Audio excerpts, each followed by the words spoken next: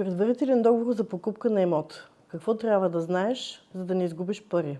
С предварителния договор не се прехвърля собственост, но в него се оговарят правата и задълженията на всяка от страните, сроковете за тяхното изпълнение, както и последиците от тяхното неизпълнение или от тяхното неточно изпълнение. В предварителния договор задължително трябва да бъде конкретно и точно, максимално подробно описан продавания имот, трябва да бъде посочена цената, вноските и сроковете за тяхното плащане, начина за тяхното плащане, задълженията и правата на всяка от страните, сроковете за тяхното изпълнение, както и санкциите при тяхното неизпълнение или неточно изпълнение. Ако продавания имот е в строеж, обърнете внимание в предварителния договор да намери място и крайния срок, в който сградата, в която се намира имота, ще бъде снабдена с разрешение за ползване. В моята практика съм забелязала, че в предварителните договори за покупко-продажба на имот на зелено, строителите предлагат всички срокове да започнат да текат от момента, в който те се снабдят със строително разрешение.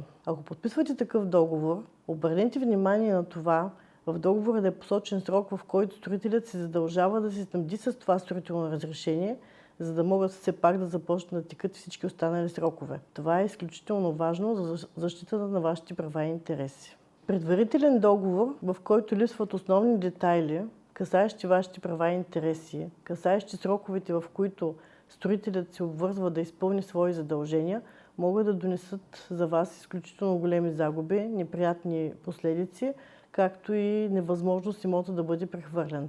Това не е формалност, това е изключително важен договор, върху който стъпва цялата сделка.